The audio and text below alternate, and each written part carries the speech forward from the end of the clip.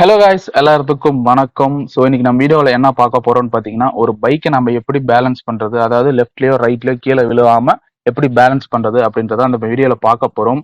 இந்த வீடியோ வந்து மெயினா யாருக்குன்னு பார்த்தீங்கன்னா, இப்போதான் நான் வண்டி ஓட்ட பழகிட்டு இருக்கேன், இப்போதான் கொஞ்சம் மூவ் பண்ண பழகிருக்கேன். அடுத்து எனக்கு பேலன்ஸ் பண்ண தெரியல, ஒன்று வண்டி ரைட்ல விழுவுது, இல்லைன்னா லெஃப்ட்ல விழுவுது.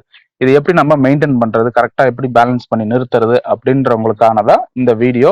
இந்த வீடியோ வந்து ஃபுல்லா பாருங்க, நடுவில் ஸ்கிப் பண்ணி பார்க்காதீங்க. ஒரு 4-5 ஸ்டெப்ஸ் சொல்றேன், அதை நீங்க ஃபாலோ பண்ணீங்கனாலே நீங்க ஈஸியா பைக்கை வந்து பேலன்ஸ் பண்ணிடலாம். சரி, ரொம்ப வளன்னு பேசாம நம்ம வீடியோக்குள்ள போகலாம். நம்ம சேனலுக்கு யாரோ புதுசாக வந்தீங்கன்னா கீழே இருக்க ரெட் கலர் பட்டனை கிளிக் பண்ணி நம்ம சேனலை சப்ஸ்கிரைப் பண்ணிருங்க.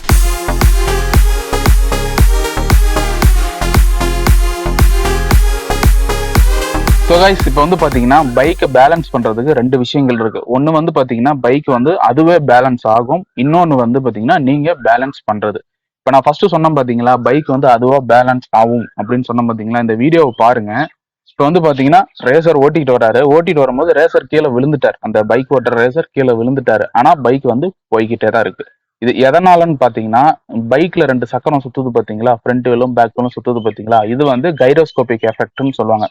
இந்த கைரோஸ்கோபிக் எஃபெக்ட் என்ன பண்ணுன்னா, ஒரு ஆப்ஜெக்ட்ல இந்த மாதிரி 2 வீல் சுத்துதுன்னா அந்த ஆப்ஜெக்டை வந்து லெஃப்டோ ரைட்டோ வந்து சாயாம பார்த்துக்கும். ரொம்ப டீட்டெயிலா பிசிக்ஸ்குள்ள போவோம்னா, ஜஸ்ட் அதுல வந்து கைரோஸ்கோபி எஃபெக்ட் வந்து பைக்ல வந்து ஆக்ட் ஆகும். அப்ப என்ன ஆகும்னா, ஆட்டோமேட்டிக்கா பைக் வந்து பேலன்ஸ் ஆகும். ஸோ இப்போ ஏன் நாம எந்த டைம்ல நம்ம பைக்கை பேலன்ஸ் பண்றது அப்படின்னு பாத்தீங்கன்னா, இப்ப நார்மலா நின்றுட்டு இருக்கு, அப்ப வந்து 2 வீலும் சுத்தாது. அந்த 2 வீல் சுத்தாத அப்பதான் நம்ம பைக்கை பேலன்ஸ் பண்ணணும். ஒன்ஸ் உங்க பைக் வந்து ஒரு 10 கிலோமீட்டர் ஆர் ஒரு 15 கிலோமீட்டர் பர் ஹவருக்கு வந்து மூவ் ஆரம்பிச்சிருச்சுன்னா, உங்களுக்கு அந்த கைரோஸ்கோபி எஃபெக்ட் வந்து ஆக்ட் ஆக ஆரம்பிக்கும், அதாவது பைக்ல அப்ளை பண்ண ஆரம்பிக்கும். பைக் வந்து தானா பேலன்ஸ் ஆரம்பிக்கும். ஸோ நாம எப்போ பேலன்ஸ் பண்ணோம்னா, அந்த 0 to 15 கிலோமீட்டர் பர் ஹவர் வருது பார்த்தீங்களா, அப்போதான் நம்ம பேலன்ஸ் பண்ணணும். அதை நாம பேலன்ஸ் பண்ணணும், பைக் வெயிட்டை வந்து நம்ம பேலன்ஸ் பண்ணணும். ஸோ எப்படி அதை பேலன்ஸ் பண்றது அப்படின்றது பார்த்தீங்கன்னா, ஒரு 4-5 ஸ்டெப்ஸ் இருக்கு. நான் ஸ்டெப் பை ஸ்டெப்பா சொல்றேன். ஸோ கைஸ், இப்போ வந்து ஃபர்ஸ்ட் ஸ்டெப் என்னன்னு பார்த்தீங்கன்னா, வண்டி இன்ஜின்லாம் ஸ்டார்ட் பண்ண வேண்டாம், பைக்ல போய் சமமா உக்காந்துக்குங்க. உங்களோட கால் வந்து பார்த்தீங்கன்னா கீழே ஃபிளாட்டா இருக்கணும், சரிங்களா. நல்ல இப்போ அதாவது உங்க விரல்ல நிக்காத மாதிரி நல்லா ஃபிளாட்டா இப்படி வச்சுக்கோங்க. உங்களோட ஃபர்ஸ்ட் ஸ்டெப் என்னன்னா, ஒரு பைக் பேலன்ஸ் பண்றீங்கன்னா நல்லா கம்ஃபர்டபுளா உட்காந்துக்குங்க.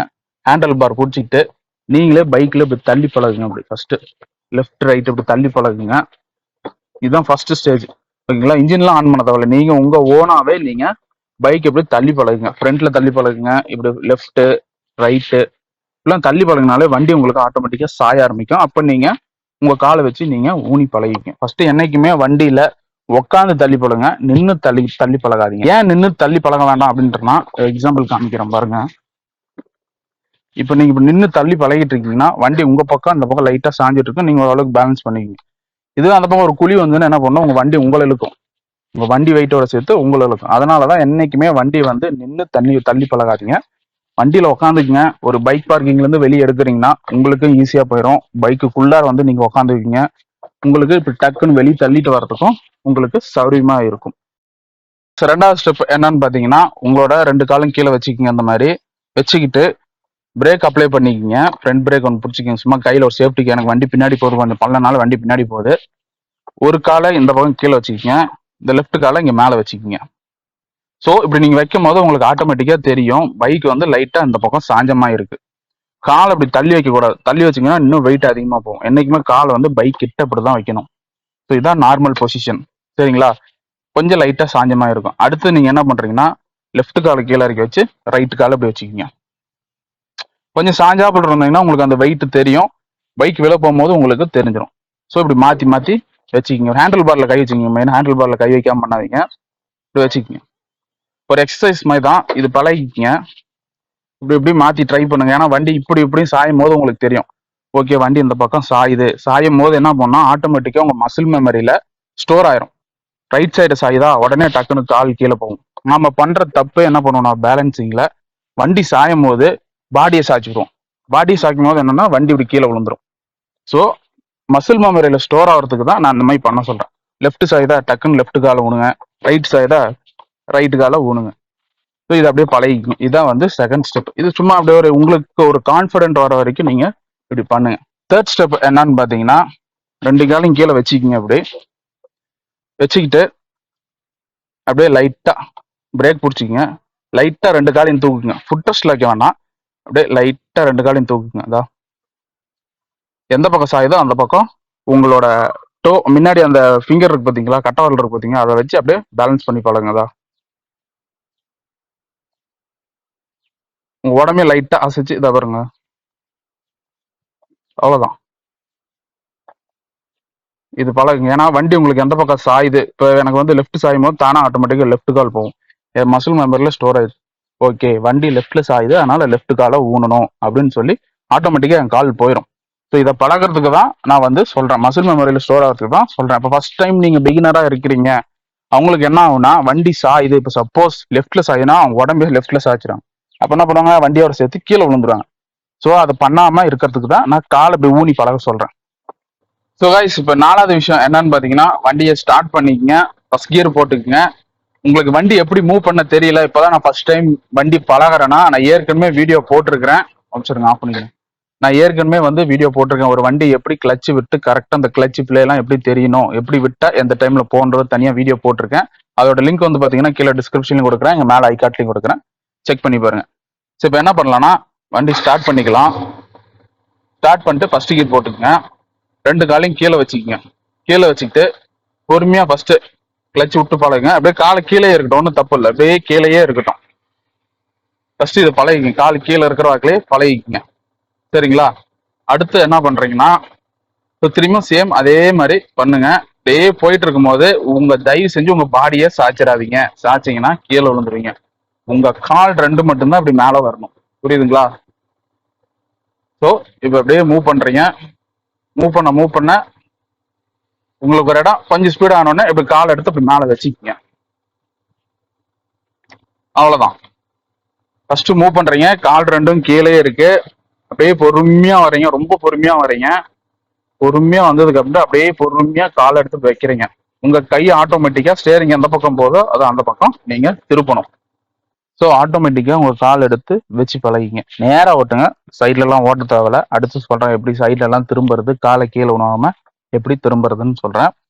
என்னைக்குமே வண்டி ஓட்டி பழகினாலும் சரி, வண்டி ஓட்டுங்கனாலும் சரி, ஹெல்மெட் கண்டிப்பா தேவை. நான் சொல்லி கொடுக்கறதுக்காக நான் ஹெல்மெட் போடல, இங்க வீட்டுக்கு முன்னாடி தான் பண்றேன். நீங்க தயவு செஞ்சு ஹெல்மெட் போட்டு ப்ராக்டிஸ் பண்ணுங்க. இது வந்து 4வது விஷயம். ஸோ கைஸ், 5th ஸ்டெப் என்னன்னு பார்த்தீங்கன்னா, எட்டு போடுறது. ஆக்சுவலாக ரொம்ப ஈஸி எட்டு போடுறது, நாம தான் கஷ்டம்னு நினச்சிட்டு இருக்கிறோம். ஒரு 2-3 ஸ்டெப் வந்து நான் சொல்கிற மாதிரி ஃபாலோ பண்ணிங்கன்னா எட்டு வந்து நீங்கள் கீழே கால் ஊனாமலே நீங்கள் ஈஸியாக எட்டு போடலாம்.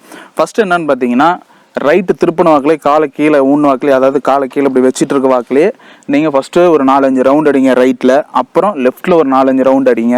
அப்புறம் காலை வச்சுக்கிட்டே எட்டு போட்டு பழகுங்க.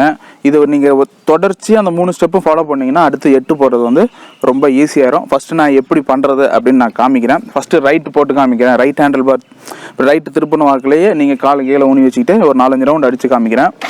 வண்டி ஸ்டார்ட் பண்ணிக்கலாம். ஃபஸ்ட் கியர் போட்டுக்குங்க, போட்டு வண்டி மூவ் பண்ணுங்கள். பாருங்க, நான் காலை கீழே தான் வச்சுருக்கிறேன். ஸோ இப்படியே எக்ஸலேட்டர்லாம் நீங்கள் கொடுக்க வேண்டாம். அப்படியே பொறுமையாக ஃபஸ்ட்டு இது இப்படி பழகிக்கிங்க. இப்படி ஒரு 4-5 ரவுண்டு அடிங்க. உங்களுக்கே தெரியும், ஓரளவுக்கு கான்ஃபிடென்ட் வரும். ஓகே, வண்டி இப்படி ரைட்டில் திருப்பும் போது நம்ம பாடியை இப்படி தான் அசைக்கணும். பாருங்கள், நான் ஓரளவுக்கு லெஃப்ட் கையை நல்லா இழுத்து பிடிச்சிருக்கு ரைட்டில் திரும்பும் போது. இப்போ எக்ஸலேட்டர் லைட்டாக கொடுக்குறேன். ஸோ இப்படி ஒரு 4-5 ரவுண்டு அடிச்சிங்கன்னா உங்களுக்கே தெரிஞ்சிடும், ஓ ரைட்டு திருப்பினா இப்படி தான் பேலன்ஸ் பண்ணணும் அப்படின்னு தெரிஞ்சிடும். அடுத்தது லெஃப்ட் திருப்பி காமிக்கிறேன்.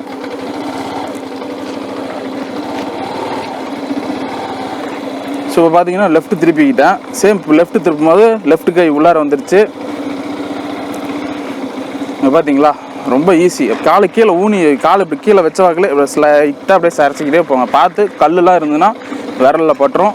ஷூ போட்டுக்குங்க, மெயினாக ஹெல்மெட் போட்டுக்குங்க ப்ராக்டிஸ் பழக போகும்போது. தார் ரோடாக இருந்தால் இன்னும் உங்களுக்கு வண்டிக்கு கிரிப்பு கிடைக்கும். எனக்கு மண் ரோடுனால நான் ரெகுலராக பழகிட்டேங்க ஓட்டி, அதனால் எனக்கு எந்த பிரச்சனையும் இல்லை. ஓகேங்களா? இது மாதிரி நீங்கள் ஒரு 4 ரவுண்டு, இந்த மாதிரி 4 ரவுண்டில் உங்களுக்கு எவ்வளோ தூரம் கான்ஃபிடென்ட் வருதோ அவ்வளோ தூரம் நீங்கள் இந்த மாதிரி காலை கீழே ஊனி வச்சுக்கிட்டு நீங்கள் ரைட்டு ஒரு 10 ரவுண்ட் அடிங்க, ஒரு 5 ரவுண்ட் அடிங்க. அதேமாதிரி லெஃப்ட் ஒரு 10 ரவுண்ட் அடிங்க, 5 ரவுண்ட் அடிங்க. உங்களுக்கு கான்ஃபிடென்ட் வரும். ஓகே, நம்ம ஈஸியாக உங்களுக்கு தெரியாமலே நீங்கள் சருன்னு அந்த ரவுண்டு போட்டுருவீங்க. அதுக்கப்புறமேல் அதெல்லாம் போட்டதுக்கு அப்புறமேல் திரும்பி வண்டி ஸ்டார்ட் பண்ணிக்கலாம். இப்போ தான் எட்டு போட்டு பழக போகிறோம். கீழே ஃபஸ்ட்டு நான் கால் கீழே ஊன்னு வாக்கில் நான் 8 போட்டு காமிக்கிறேன்.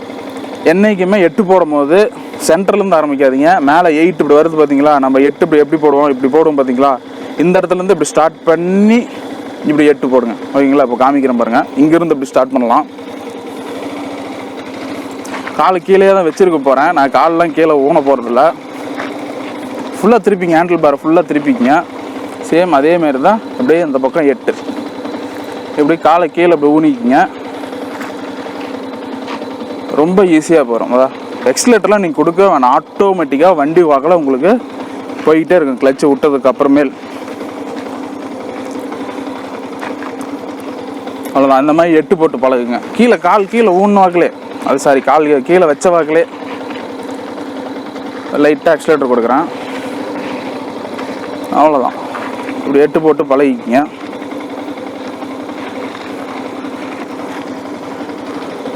அவ்வளோதான். இது வந்து காலை கீழே ஊன்னு வாக்கிலேயே நீங்கள் வந்து ஒரு 10 தடவை 5 தடவை உங்களுக்கு ஒரு கான்ஃபிடென்ட் வர வரைக்கும் நீங்கள் இந்த மாதிரி ட்ரை பண்ணுங்கள். இப்போ வந்து காலை வந்து கீழே ஊனாமல் எப்படி 8 போடுறது அப்படின்னு நான் காமிக்கிறேன்.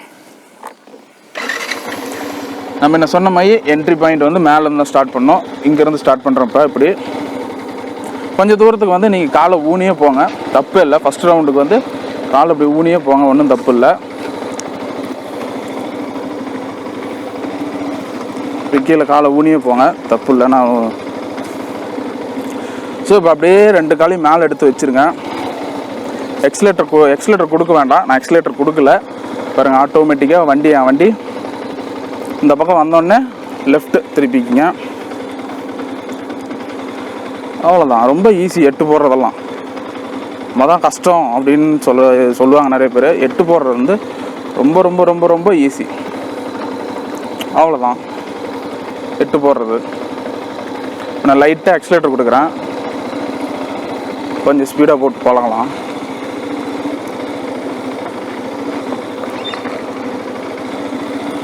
இன்னும் ஒரு ரவுண்ட் அடிப்போம்.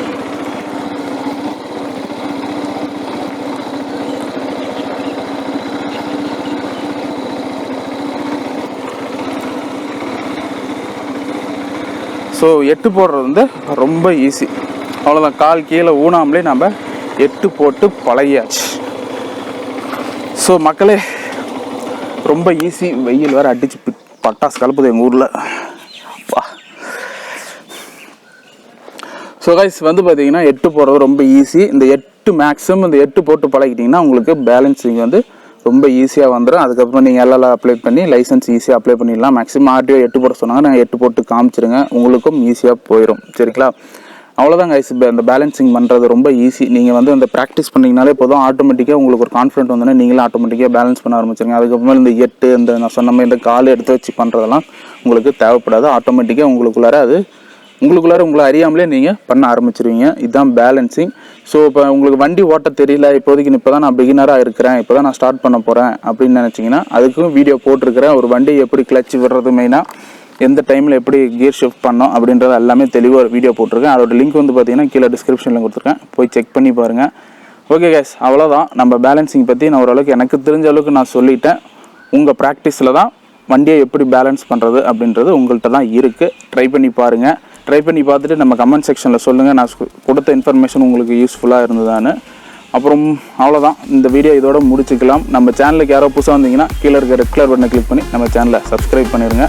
நம்ம அடுத்த வீடியோவில் பார்க்கலாம் கைஸ். டடா bye bye. See you soon.